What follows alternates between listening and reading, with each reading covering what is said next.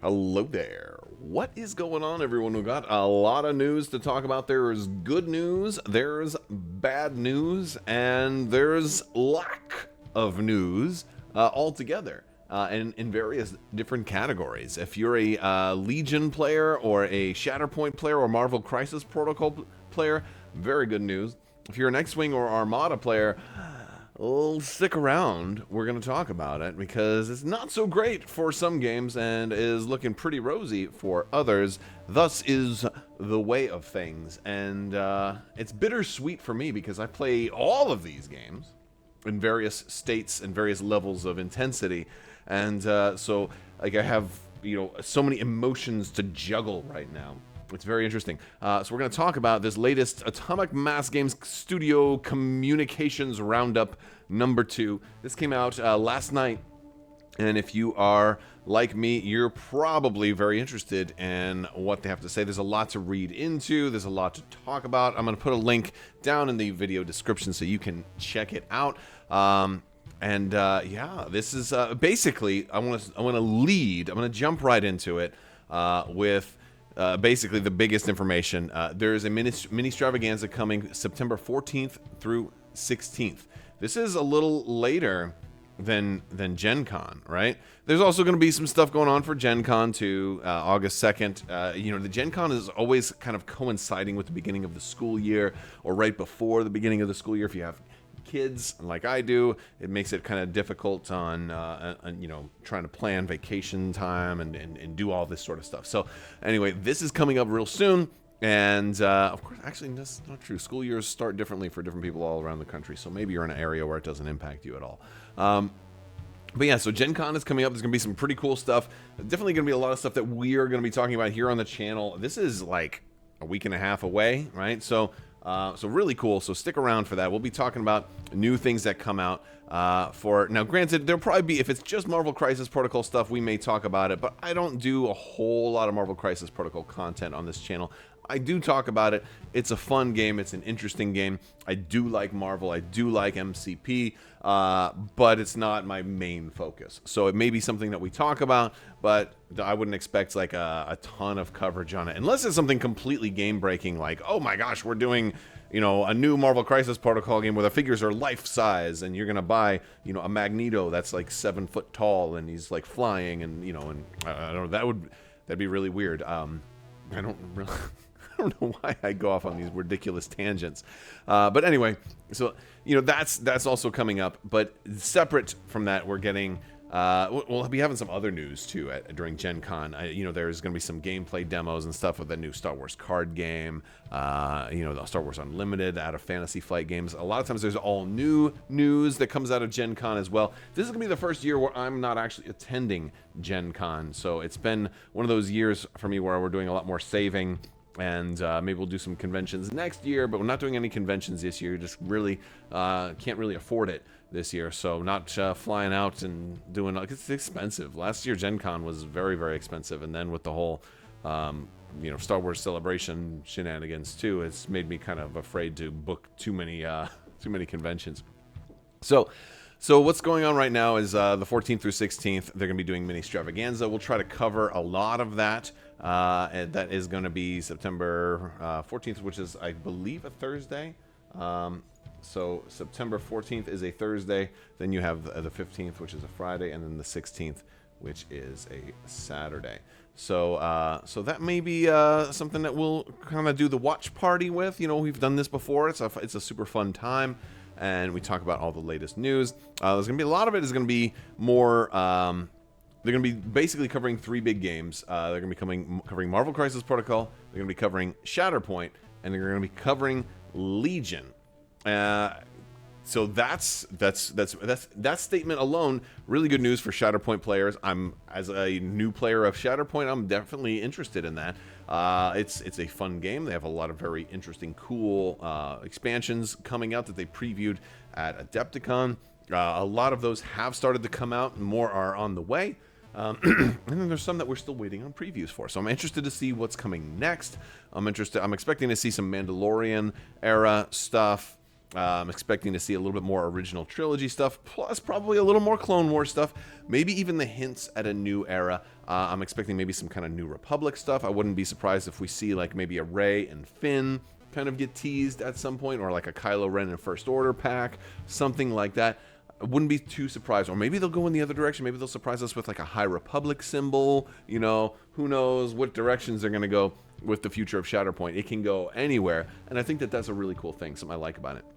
I'm kind of thrilled to see Star Wars Legion getting some coverage here, and so like, okay, cool, you know, like again, Legion has been kind of in this interesting place where I feel like, or it's not their baby, it's like the inherited game that they've kind of, you know, taken the ball and run with, and they're now, you know, we're seeing stuff that they completely created on their own without any help from FFG or even, FFG designers. Like the Ewoks, I think, was the first expansion like that Luke Eddy, who, you know, didn't work on and stuff. So like they were really taking Legion and working with it. So there's more stuff coming. We already know that. Like, I'm still waiting on that Bad Batch preview, right? So what else is coming for Legion? It's really interesting that they're talking about Legion as kind of like a headlining game for Ministravaganza this year. This article also has a bunch of other questions, but one of the things that it doesn't mention that are going to be at Ministravaganza are X-Wing and Armada, which is very interesting. So we're going to talk about that. If you guys are unfamiliar already, I do want to thank today's sponsor, Luxury Playstyle. Amazing full metal tokens. They have tokens compatible with Legion, tokens compatible with X-Wing. They're absolutely fantastic. You see me use them in battle reports. You hear me talk about them. There's for a reason. They're absolutely gorgeous. And if you use code Crabbok VIP, you can save 15% off of your order. Orders of $35 or more that use that code are going to get a free Crabbok lightsaber nunchuck token thrown into their order. It's an amazing token to mark commanders, critical hits, damage in intervals of 5, light side versus dark side, any extra special things that don't fit the normal categories, like, you know, secret mission or bonus points and things like that. Bounty targets, very cool token. Pretty much the best token on the market. You should check them out. Head over to luxuryplaystyle.com. Also, we're still doing that $50 Amazon gift card giveaway. You just have to be a subscriber and leave a comment on this or one of my videos. We're going to be announcing the winner for that at the beginning of August, so you still have a few days left to enter to win. With all that being said, let's go ahead and talk about why they're, you know, what this means for X-Wing and Armada. Now, I want to start off talking about Armada first. You guys have been following me for a long time. You know I love Star Wars Armada, and seeing nothing about Armada here doesn't actually come as much of a surprise. If anything, it's nice that they're saying, hey, these are the games we're going to talk about, and kind of managing expectations a little bit early. Okay, that's cool. I would love it if they could at least have mentioned all of their games, though. It'd be nice if Armada was included at least in one panel, just to talk about it, like maybe some of their thoughts about Armada, or a painting stream or something like that. Like, I thought would have been really cool. Maybe some gameplay, or just, I would love to have like a developer thing where they talk a little bit about just the realities of Armada, and say, hey, yeah, you know, it's a game, you know. They're being very transparent in a lot of ways in this article, but I wish they would just come out and say the thing that I think is true, is that, hey, Armada is pre-painted ships, and we don't like to do pre-painted ships, even though they're still doing stuff like the Outrider for X-Wing and stuff like that, which is weird that they're, you know, able to do some pre-painted ships but not others. Maybe it's because they already have the molds for those. So reprints is probably a very different animal than creating an all-new ship altogether. I'm not sure. I still think they need to go with Armada ships on a sprue. I think they should do the Lucre Hulk as a test run. Do the Lucre Hulk as an all-new ship, but put it on a sprue. It's been long enough. I think some people might not be thrilled about it, but I'd say it's better than just never getting any new ships. And at the same time, it would be a whole new ship for Armada. That'd be really, really cool. And if you don't want to assemble a ship, I'm sure your buddy would help you. You know, I'll help you. I'll help you build your Lucre Hulk. You know, well, maybe not everybody. I might help somebody build a Lucre Hulk. You know, that's my pledge. I'm gonna help somebody build a Lucre Hulk. If they do ships on a sprue, I'm gonna help at least with one person. Maybe I'll do a giveaway for a pre-assembled Lucre Hulk. Wouldn't that be cool? You know, I don't know. I'm fantasizing about stuff. So anyway, I'm not as worried about the lack of Armada, because the trend has been lately one rapid reinforcements expansion per year, on or about the April to May timeframe, right? That's when we got Rapid Reinforcements 1. It was a whole year until we got Rapid Reinforcements 2.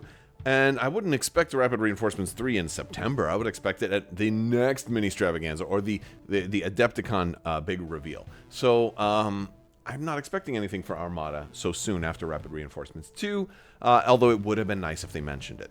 The harder pill to swallow is the no X-Wing, because X-Wing is a game they had at least appeared to support.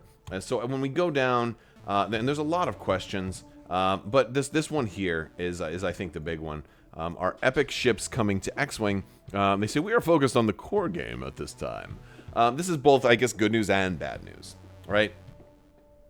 Good news and bad news. Again, the title of this video and headliner. Good news and bad news. To me, this kind of reads like a death sentence, sort of, for huge ships, for X-Wing.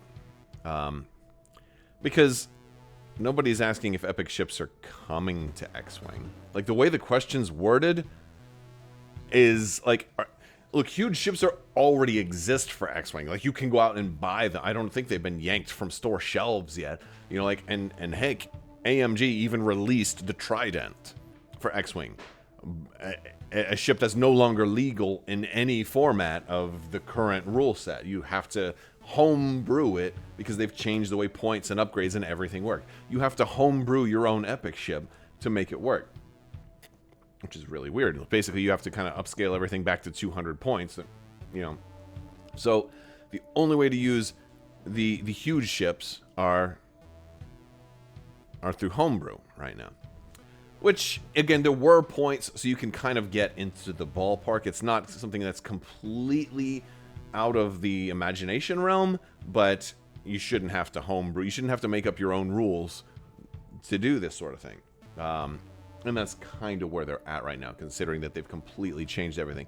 It's kind of messed up. So, again, I'm a big fan of the huge ships. It's my favorite way to play X-Wing, and because, again, I like the big ships. I like capital ships. That's one of the reasons why I like Armada so much. But so they say, are epic ships coming to X-Wing? I feel like that's kind of a rough around question of the same thing. Like, are you going to basically make huge ships? Now, they had been saying, last time they had answered this, they had said that it was coming soon, but like not right away, but it was in the works. So this is a change to that. It's not, and this is why I say it reads like a death sentence to me. Because they had already said that they were working on it, and this was coming. Like, just be patient. It's not going to be out right away, but be patient. It is coming. Now they're saying we're focused on the core game, which is basically a change. No longer it's coming. It now reads as it's not coming. Now, they're not saying never, but what do they say about Armada, right? Like, we have no Armada products in development. We'll let you know if that changes. This kind of reads the same way. So if it ever is going to happen, it won't be for many, many years. You know, that's kind of how I read this, which is, you know, basically, for all intents and purposes, pretty much a death sentence for the epic version of X-Wing, which is the huge ships. Now, you can still play, like epic was more of a type of play that just did like 2 3x3 mats together with a higher points limit, and maybe you'll do teams or whatever. And so you can do all that. You can always play higher points limit. You can put 2 mats together if you want. You know, you can do a lot of that sort of stuff, but to use huge ships, because that was one of the things about 2.0 is you didn't have to play an epic game to run a huge ship. You couldn't do it in a tournament game, but for like a casual standard game or a casual extended game, you could run like a Corellian Corvette in a standard game. They made it like feasible or possible, but you know, at least a casual game. So like that was kind of a fun thing. Like it was actually kind of a big change. So the fact that they're not revisiting that is definitely a bummer, especially since they've been still selling this stuff in the black box with the huge ship conversion kits and all of that stuff. Like, you got product for sale that is unplayable, and I think that's unacceptable. I really do. When all you'd have to do is just give us points and say it's only for casual play. Like, for now, you've got so many PDF print and play solutions for so many other games. It's like, why not just do one for this. Some of your most expensive product, like your biggest and most expensive expansions, are for these huge ships. They're $100 ships, and you're telling people they're illegal and there's nothing that you're gonna do about it. Like I don't like that. I don't think that's acceptable. I mean, honestly, you could probably look at what the homebrew community has done. I bet you there's a lot of homebrew cards that already exist. You could just take a page from that and say, okay, well, here's a quick build that you could use, or standardized loadout for these huge ships. And now at least you have a way to play them. Not in any official games, though. These are not tournament legal. They're just for, for casual play or cinematic play or whatever. I feel like that would be very, very easy. And I don't think AMG deliberately wants to screw these people over. I feel like there's probably more to it going on beneath the scenes. I feel like this is probably some kind of licensing thing, maybe even hinging on some other plans that they have that they can't talk about yet. Maybe this is good news. I mean, this is a long shot, but maybe it's good news. Maybe it means that they have some kind of crazy big, epic kind of plans just around the corner, and they can't get approval for this because they've got this other game that's cooking underneath the hood, right? Like, is there like some kind of a new ship game that they're working on right now? Like, I don't know. That would be awesome. And I would love to see a new ship game by AMG. But either way, that's only hopes and wishes and dreams and coconuts. I don't even know. This as an answer is unacceptable. I hope it's because there's bigger, better things coming, but I don't like this at face value at all. Now, the rest of the article is actually pretty good. All right, it's a shame, like, Armada doesn't even exist in this article. If you do a Control F, search this whole webpage, you will not find the words Armada mentioned once. Okay, got it. But there's a lot of cool stuff in here for the other games. Where's X? A lot of frequently asked questions, and some of these are very candid questions. Talking about future products, yeah, a lot of it's the canned answer, like, hey, we'll announce it when the time is right. But again, so many people always have that question. I understand why they include it. When's the new website coming? They're looking to launch next month. Okay, so like that's cool. Like we had already I had forgotten about the new website because they gave us kind of a better version of the website. I'm actually really interested to see what this new website is going to have, and if X-Wing and Armada will even exist on the new website. I'm curious because one of the things that's weird is like they're so incomplete with a lot of this stuff. Like, did you know that the Star Wars Armada rules don't even exist anywhere on AMG's website? Like, if you go to the Armada section, there's no rules there. There's no rules. You got to have the old Fantasy Flight rules, which are horribly out of date, right? Because there's been so many updates and our rules reference clarifications and FAQs and all that stuff. So I'm really interested. I hope that new website corrects a lot of that stuff, but I should always temper my expectations. Let's talk about deadlines. One interesting thing is about the Shatterpoint expansion card. So let's focus a little bit. Let's talk about Shatterpoint. There's a lot of cards. If you've seen my unboxings, there's a ton of cards. I like that they talked about the cards that weren't language dependent, like just those activation cards. I saw somebody, this is really cool, if you have a whole bunch of them, you can like play memory with them because they'll have the same back, so you can make little card games, like matching card games and stuff out of those, which I thought is pretty clever.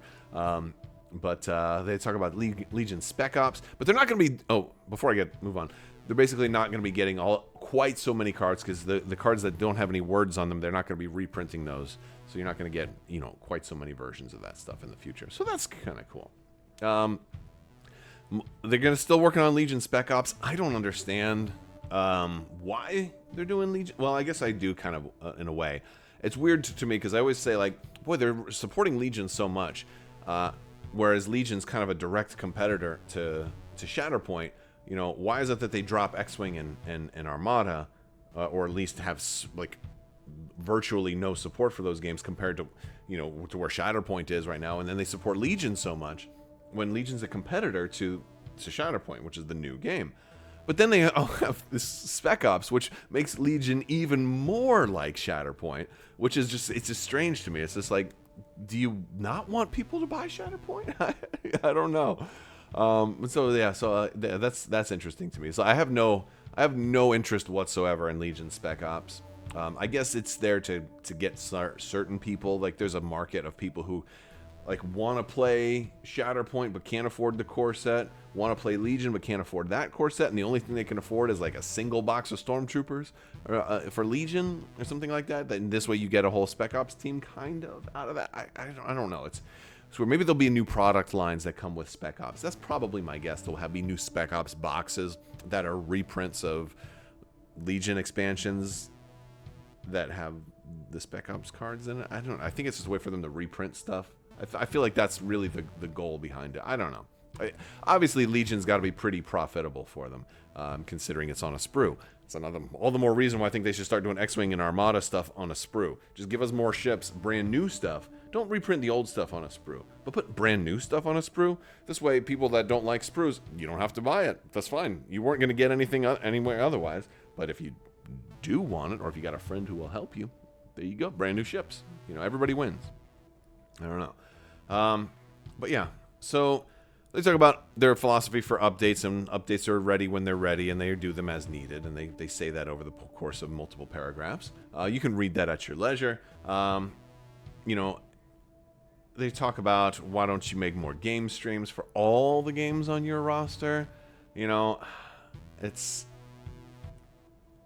a little bit of a non-answer there, but I don't know. I just feel like, I feel like that's a question that's there for, like, how come you don't stream Armada? I feel like the answer is like, because we don't want to, but of course they're not going to say that. But they talk about certain things about their inserts with assembly instructions. I thought that's a pretty interesting one. There's some talk about organized play in Australia. And lastly, a large write-up on falling damage in Star Wars Shatterpoint, why they don't have that. It makes sense to me. It just makes the gameplay simpler and makes it less punishing to get the high ground. They want the high ground to be super important in Shatterpoint, and they don't want to punish people for having the high ground. So that's why everybody basically does the superhero landing and doesn't take damage if they're pushed down or there's falling damage. So they articulate it a little bit differently. I'm trying to summarize a lot of it. I'll put a link down in the video description below so you guys can check it out too. The big takeaways here are we have a Ministravaganza as well as some more updates coming around Gen Con, which is going to be in about a week and a half. So pretty cool stuff. Be sure to check that out. If you're an X-Wing or Armada player, I don't think this spells the end of the world. I do think it's bad if you are waiting on those huge ships to suddenly have rules, and now it looks like they're not getting those. So that's a bummer, and I'm not happy about that. Hopefully, there's a good reason for it. Hopefully, good things are on the horizon in those departments. But as of right now, I'm not super thrilled about that. But I am looking forward to seeing what the new Legion stuff and the new Shatterpoint stuff is. And hey, maybe there's some cool stuff for Marvel Crisis Protocol too. I think that's a fun game also. All right, guys, let's wrap this up. I want to thank you guys so much for watching. Big thanks to my patrons. You guys are absolutely amazing and help make this channel possible. I will talk to you later. May the Force be with you. Live long and prosper. Be excellent to each other. Party on, dudes, and so say we all.